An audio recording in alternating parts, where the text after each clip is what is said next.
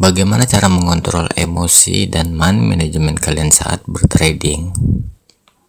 Nah, di sini saya akan menjelaskan kepada kalian bahwasanya melakukan trading itu adalah beresiko. Ya, perlu kalian garis bawahi bahwasanya resiko yang kalian hadapi itu adalah jika loss atau margin call dalam sebuah trading di forex ataupun di binary, itu sama saja teman-teman ya. Jadi bagaimana cara menyikapi kita agar tidak terkena dampaknya? Nah, di sini saya akan tunjukkan. Pada tanggal 22 ini saya sudah mendapatkan 2 juta lebih ya. Dan di sini saya masih open sell. Saya hold. Di sini saya sudah membuat analisa TP1, TP2 dan long time-nya itu adalah TP3. Area long time ini adalah area yang kita sebut sebagai demand, dan di sini adalah area di mana saat dia kenaikan ada terjadi sebuah candle koreksi. Candle koreksi ini untuk market berikutnya ya akan kita jadi patokan.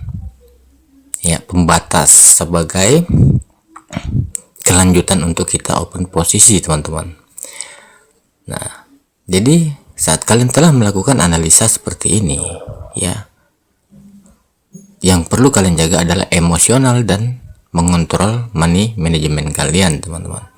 Walaupun kalian sell di sini ya, open posisinya, dan pergerakan ini kan mulai naik lagi ya.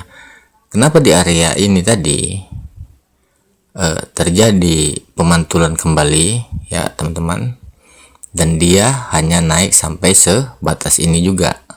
Apakah ini dikatakan pergerakan sideways antara ini, resisten dan support yang ini? Kita bikin kotak aja seperti ini ya, teman-teman. Nah, saat dia naik, dia tidak bisa menembus garis resisten atas atau membuat area supply terbaru. Dan di sini dia akan membentuk pola N. Dia tidak kuat menembus ini, di sini dia akan mantul, teman-teman ya. Jadi saat dia nanti ini turun lagi menyentuh garis, taruhlah ini sebagai candle penerusan ini ya, teman-teman. Candle koreksi ini kita jadikan dia TP2 nya. Nah, di sini jika dia nanti menyentuh garis ini, penurunan ini, maka kalian sebaiknya yang kalian lakukan adalah kalian close aja.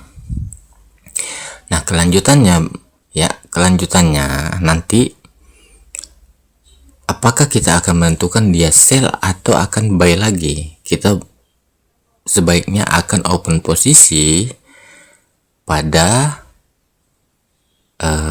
pergerakan berikutnya. Jadi saat ini nanti menyentuh, kita close aja. Itulah yang kita namakan sebagai mengontrol emosi dan mengatur money management kita sendiri. Saat trading hanya itulah yang membuat kalian bisa menang, dan itulah namanya trader sejati, teman-teman. Trader itu sesungguhnya tidak melawan market ya, teman-teman. Tidak mengutamakan emosional ya, tidak serakah. Itulah yang harus kalian jaga betul-betul supaya kalian tidak loss. Kontrol emosional dan money management kalian, teman-teman. Walaupun kita sudah membuat analisa seperti ini ya, TP1, TP2 dan long time-nya adalah TP3, kalian hold terus misalnya kan. Tapi kira-kira pergerakan market ini tidak memungkinkan untuk dia menyentuh target-target kalian ini, kalian jangan paksakan, mending kalian open posisi baru lagi, yang artinya saat dia menyentuh nanti ini kita close dulu, karena di sini setelah membuktikan bahwasanya saat dia turun dia tidak kuat, lalu dia mantul lagi naik ke atas ya. Nah, di sini adalah apakah dia akan membentuk area demand-nya, ketemunya antara resisten dan support, itu kita sebut area demand, teman-teman ya.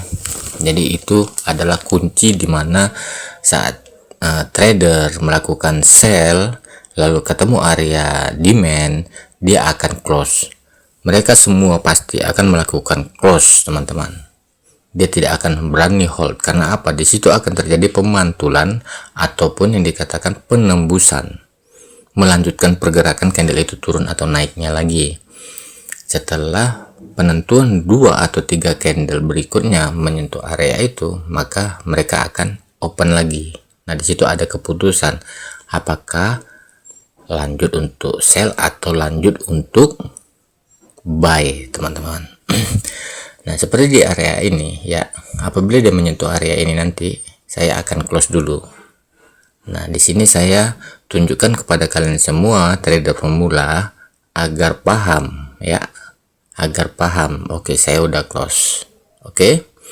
Nah, di sini apakah dia menembus ini?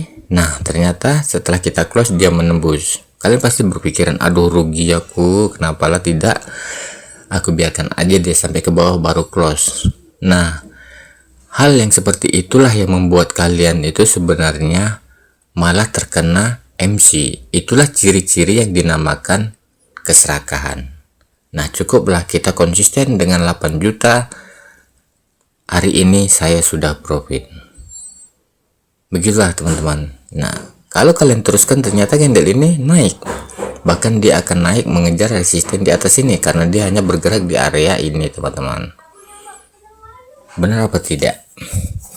Nah, kalau kalian hold untuk mengejar long term TP3 kalian, yang ada kalian malah boncos.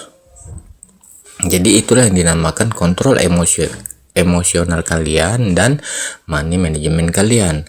Ada beberapa area-area tertentu yang harus kalian open posisi, kalian close, kalian hold, teman-teman ya. Nah, di sini terbukti dia bahwasanya akan naik lagi. Kalau kalian hold terus tadi, bagaimana ceritanya? Otomatis kalian punya dana tadi kan makin berkurang.